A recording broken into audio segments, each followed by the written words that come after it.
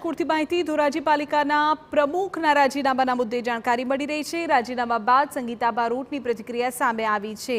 તેમણે કહ્યું કે સામાજિક અને પારિવારિક કારણોસર રાજીનામું આપ્યું છે।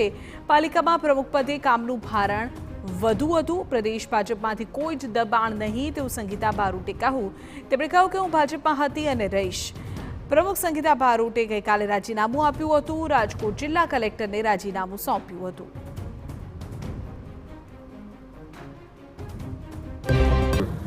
कई नहीं, मैं मारा स्वेच्छाए आप्યું છે રાજીનામું, એટલે કોઈનો કંઈ વાંક નથી અને પક્ષ સાથે હું જોડાયેલી જ છું। નગરપાલિકાનું કંઈ પણ કામ હશે તો હું હાજર એમાં રહેવાની જ છું, પણ મારા સામાજિક કારણના લીધે અને મારી જે ક્ષમતાની શક્તિના એટલું કામ વધારે હતું એટલા માટે મેં રાજીનામું આપ્યું છે। પક્ષ મારી સાથે જ છે, સંઘ મારી સાથે જ છે, મને કોઈ દબાણ પક્ષ તરફથી કે સંઘ તરફથી નથી। સંગીતા બારોટના રાજીનામા મુદ્દે કોંગ્રેસ પણ મેદાને છે। પૂર્વ ધારાસભ્ય લલિત વસોયાએ કર્યા છે ભાજપ પર પ્રહાર।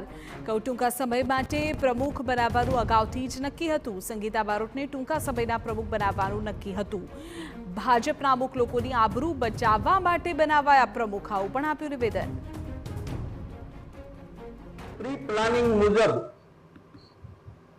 સંગીતાબેનનું રાજીનામું ભારતીય જનતા પાર્ટી દ્વારા લઈ લેવામાં આવ્યું છે।